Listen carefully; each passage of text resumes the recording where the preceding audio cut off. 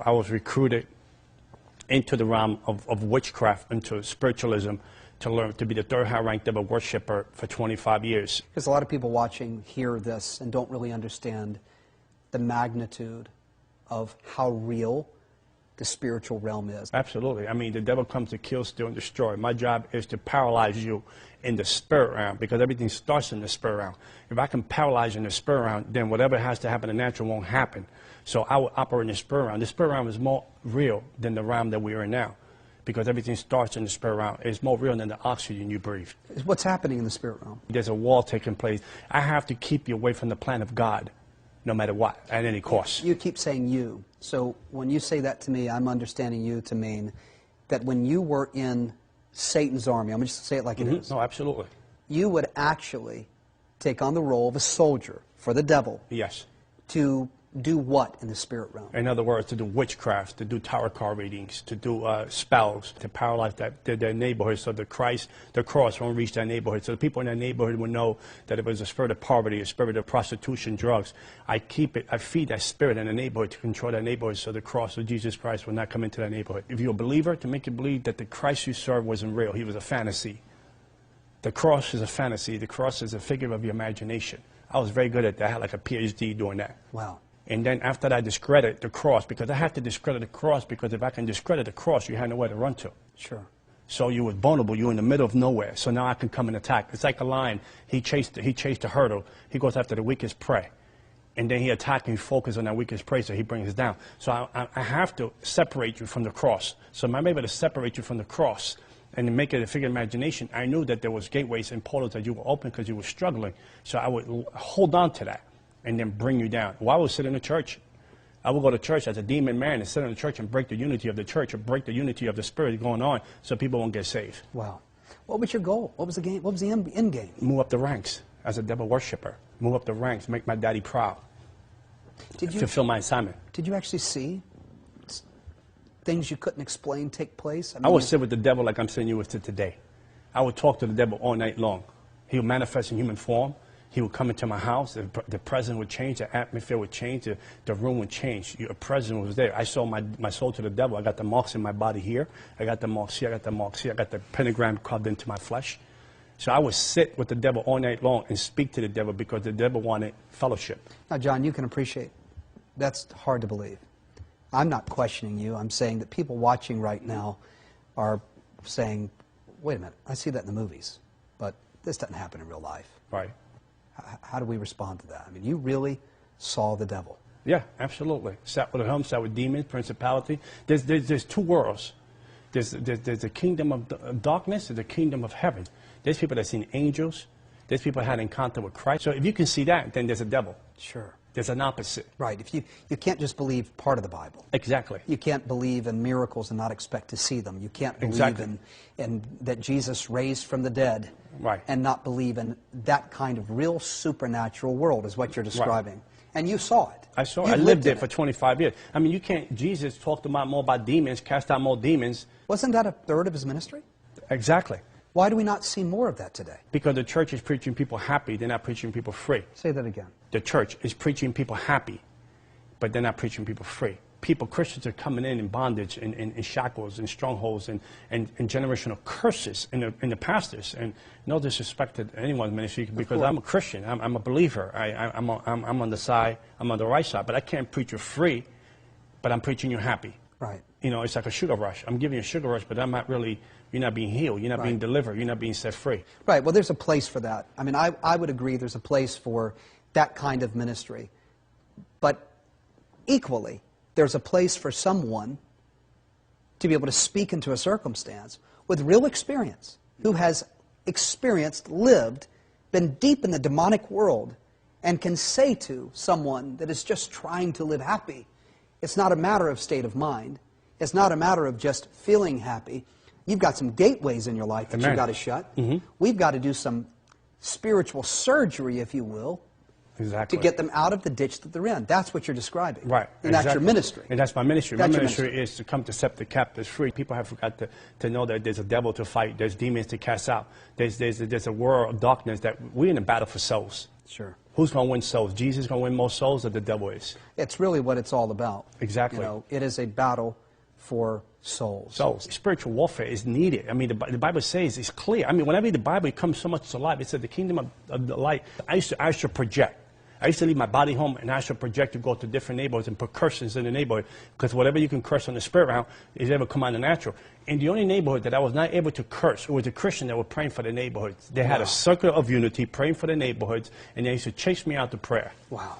It was one accord, one unity, praying in the spirit, casting out demons, healing the sick. People need to see the power of God against the power of darkness. And I would submit that most people watching have never really experienced the power of God. No. They've never seen what you're describing. I mean, I came from a kingdom of darkness. I had $100,000 witchcraft stuff in my house. I had human bones in my house. If I would tell you I was going to kill you in 30 days of witchcraft, I was going to kill you in 30 days of witchcraft. So today, Jesus had erased everything and took my mess and made it a testimony. Wow. And now I'm educating the body of Christ that there's a devil out there that we need to fight. I'm educating the church, the spiritual warfare. We need to stay free. You know, not only, yes, we're freed by the cross. We accepted Jesus. Accepting Jesus gets you into the game, by the way. Mm-hmm. It gets you into the game. Now you have to walk out your Christianity. Mm-hmm. You don't get saved, in other words, and it's all happy from there. Right, it's not all happy. You get saved, and then the real battle starts. There's devils that's trying to stop your purpose and your destiny. There's devils that's trying to give it an abortion.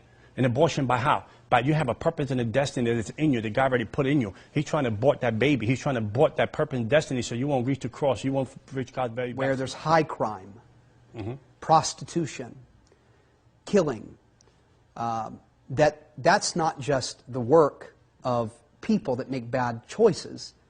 There's an actual spiritual influence, a demonic force at play in that city. Maybe it's on somebody's job.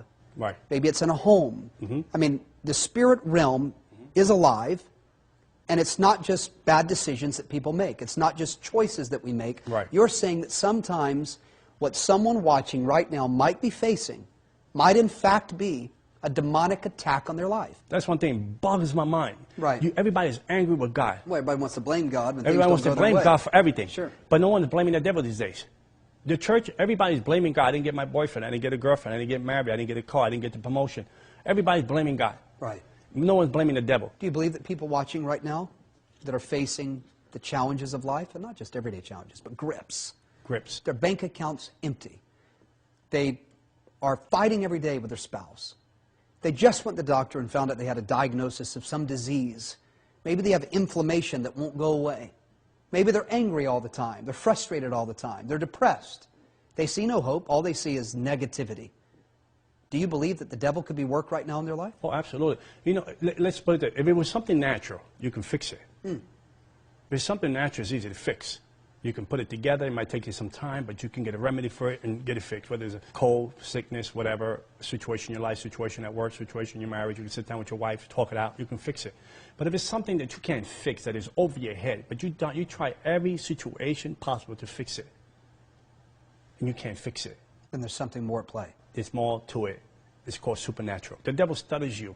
The devil is more real. The kingdom of darkness is more real than the oxygen we breathe. He studies you. He has an assignment. The Bible said the devil goes as a roaring lion to see who he can devour. In the book of Job, God asked him, where do you come from? He said, I roam the earth back and forth, looking for an opportunity to see who I can bring down. So the opportunities, you can give your opportunity to God or you can give it to the devil. Wow. Choose who you give it today.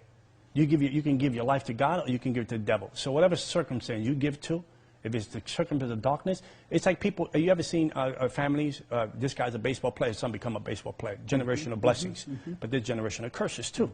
They, you know, my father was an alcoholic, now I'm an alcoholic. Right. So devil knows where to hold on to. He knows where is the weak link. He knows what is the open door in your life. So if someone is struggling with addiction, if they can't seem to break free of it, you're saying that could be demonic influence. Oh, absolutely. 99.9, because if it wasn't, he could get free in the natural. If I'm struggling with something natural, and I'm struggling with something natural, I can get free because it's natural. I can overcome it. What do you say to people where they ask the question, isn't it just a state of mind? Maybe I'm just chemically addicted, you know? Maybe I can't break free just because it's just, I'm addicted. I pray for this young man, right? He was 26 years bound in schizophrenia. 26 years, chemical imbalance. He's free today. manifested. I mean, from his medication, he had 9 medications of different kind. And today, praying with him and a wonderful brother in Vegas, Shannon, him and I prayed for this brother consistently. We prayed for him about 15 to 17 times. We did deliverance. This brother today is, the doctors are dumbfounded. They cannot understand how this man is sound in his mind today. Other areas I explained, the finances and marriage relationships and these other things. Could there actually be a stronghold in people's lives watching right now that they're not aware of? Exactly, because sometimes people are not aware, sometimes out of anger, out of frustration, people speak things into the airwaves. Explain that to me. You talked about gateways in your book.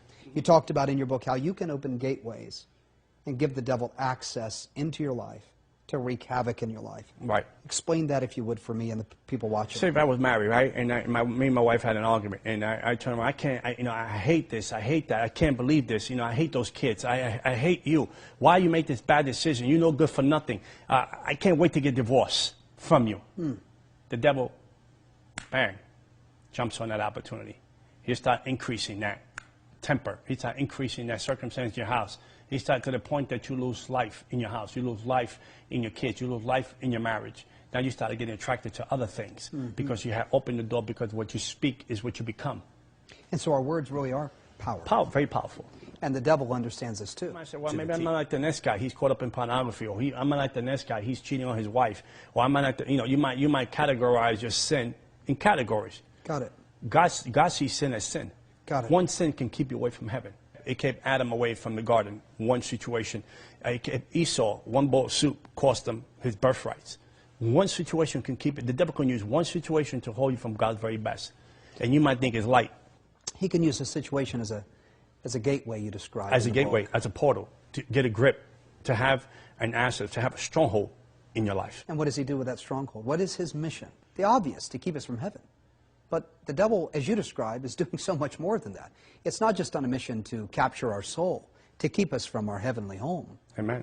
He's on a mission to destroy our life here on planet Earth. And that stronghold has to come down. Doubt, unbelief, fear, oppression, depression.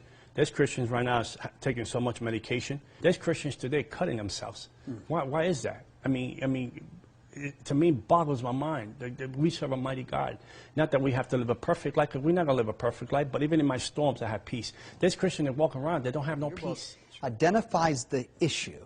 Exactly. Which at its core, as you describe, out of the devil's cauldron, is an enemy at work that we cannot see in the natural. The natural. But is very much there in the supernatural realm. Very much active. He is on assignment to keep you broken down, beat down, broke, depressed, living in fear, living in pain, diseased, and that's not God's plan for you. Absolutely not. That's never God's plan for you.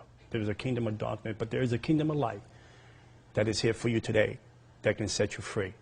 And once the Son sets you free indeed. Put your faith in the right place. Put your hope in the right place. Submit yourself to God. Give yourself to the Lord. Let God set you free. Because the bottom line is that there's an enemy out there to come steal, and destroy. So I want people to understand that the book is not about me. It's never about me. The book is about, my Pastor Carter says to me, for the souls of men and the glory of God. That's what I'm here for. That's what God saved me for. That's good. To open up the eyes of the believer, to open up the eyes of the unbeliever. If I have to suffer for 25 years so you can get your freedom, so be it. Well, what are you wanting people to get from this book? What are you wanting them to understand that they can apply to their life? One of the things I say is the book is never mine. The book belongs to God. I want people to know that there's a spiritual realm, that you don't have to be in the condition, in the state that you're in. This book has impacted people's lives. This book has touched people's lives, transformed people's lives, opened people's eyes. People gotten saved to this book.